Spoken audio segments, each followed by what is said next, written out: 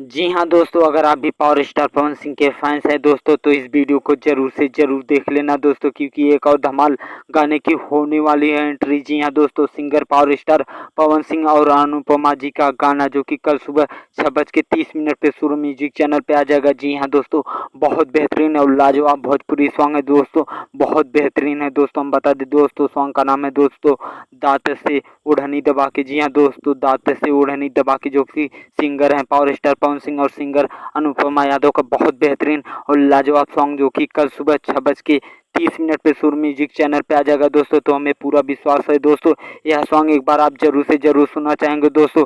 वैसे भी एक सॉन्ग का ट्रेंडिंग में चल रहा है दोस्तों, सड़िया ब्लू किया कलर। जी हाँ दोस्तों, सड़िया ब्लू किया कलर जो कि ट्रेंडिंग में चल रहा है दोस्तों। पावर स्टार पवन सिंह का बहुत बेहतरीन और लाजवाब सॉन्ग है दोस्तों, तो ये भी ट्रेंडिंग में जाएगा। जी हाँ दोस्तों, जो कि कल सुबह आपको देखने को मिल जाएगा दोस्तों। तो ऐसे ही वीडियो पाने के लिए दोस्तों चैनल पे बने रहिए दोस्तों। तब तक के लिए धन्यवाद, अगले वीडियो में मिलेंगे।